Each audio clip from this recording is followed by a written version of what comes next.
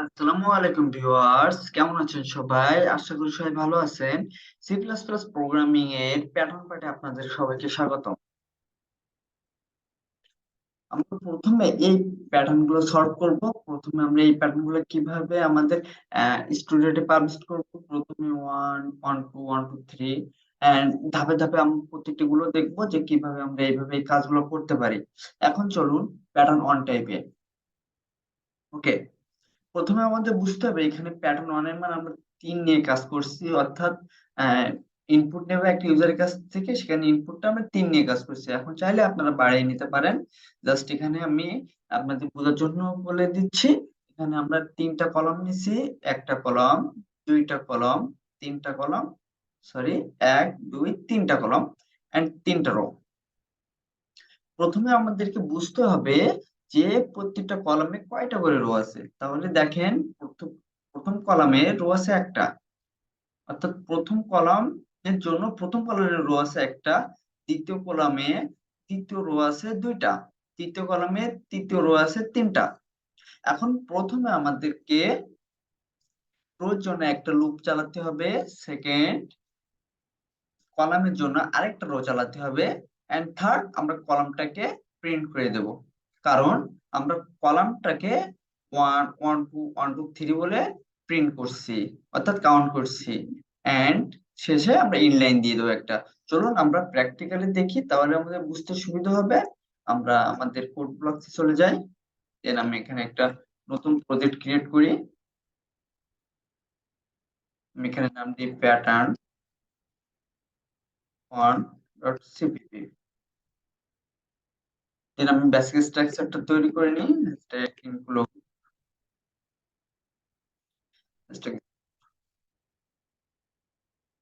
Stream. দেন আমি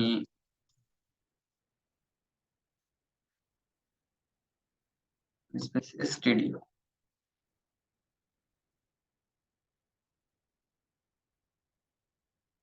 main, এই তো আমার বেসিক স্ট্রাকচার হয়ে গেল।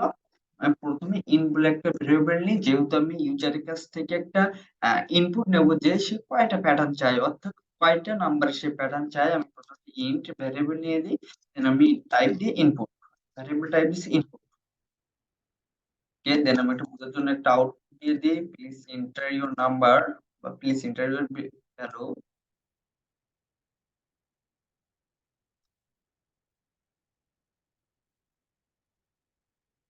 Please enter your number. And then আমি ইনপুটটা নিয়ে নিই, সি ইন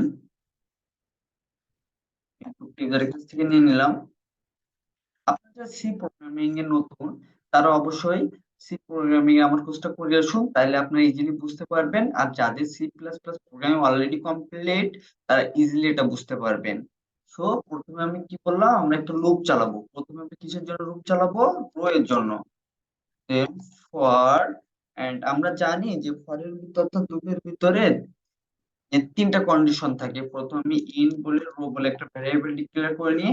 দেন রোর শুরু হবে কত থেকে, আমি রোর চাচ্ছি থেকে শুরু হোক, অর্থাৎ তারপর সেকেন্ড রোটা কোন পর্যন্ত চলবে, রোটা চলবে আমি যে ইনপুটটা নেব ইনপুটের আগ পর্যন্ত। So, আমি ইনপুটের আগ পর্যন্ত রোটা চালালাম। এন্ড দেন কিভাবে চলবে, সো রো প্লাস প্লাস। ওকে, আমার রো এর জন্য লুপটা ডিক্লেয়ার করা শেষ। আমি এখন কলামের জন্য রোটা ডিক্লেয়ার করব। দেন আরেকটা লুপ চালালাম, এন্ড লুপের ভিতরে ইন্ট, আমি এটা ভ্যারিয়েবল নিলাম কল, কল টু, আমি যে কলামটা কোন কিসে থেকে শুরু করব, এক থেকে। এন্ড এই যে কলামটা কোন পর্যন্ত চলবে, কলামটা চলবে রো পর্যন্ত। সো আমি রো পর্যন্ত কলামটা চালালাম। And then for plus plus. এই তো আমার গ্রুপটা চালানো হয়ে গেল। এন্ড দেন আমি সি আউট। আমি এখন কি প্রিন্ট করব, আমি এখন দেখেন প্রিন্ট করব এখানে যে মানে কলামের যে ভ্যালুটা, কারণ কলামটা একের পরে এক চলবে, অর্থাৎ একের পরে এক কাউন্ট হবে। সো আমি এখানে কলকে আউট করে দেই। এন্ড দেন নেক্সট আমরা কি ইউজ করবো, একটা এন্ড লাইন, যেহেতু একের পরে এক আসে। সো সেকেন্ড লাইন পরবর্তীতে আসার জন্য। এখন দেখি আমি প্রোগ্রামটা রান করে যে আসলে আমার কাজ করে কি। আমি যেহেতু ওখানে 3 নিয়ে কাজ করেছিলাম, আমি 3 দিয়ে আমি এন্টার করলাম। 3 দিয়ে এন্টার করার সাথে সাথে দেখেন সেম ভাবে চলে এসেছে 1 1 2 1 2 3। এখন আমি যদি ভ্যালু বাড়িয়ে নিই, যেমন হচ্ছে আমি এখানে 5 নিয়ে নিলাম, তাহলে দেখেন 1 1 2 1 2 3 1 2 3 4 1 2 3 4 5। ওকে, আশা করি বুঝতে পারছেন। আমরা এখানে যেহেতু রোকে প্রিন্ট করতে চাচ্ছি, সরি কলামকে প্রিন্ট করতে চাচ্ছি, সেহেতু আমরা এখানে কলামকে প্রিন্ট করে দিলাম। এখন চলেন আমরা দ্বিতীয় প্যাটার্নটা দেখি। দ্বিতীয় প্যাটার্নটা কি? দ্বিতীয় প্যাটার্নে আপনার এখানে প্রথমে হচ্ছে 1, তারপর হচ্ছে 2 2, তারপর হচ্ছে 3 3। এখন দেখেন আমরা এখানে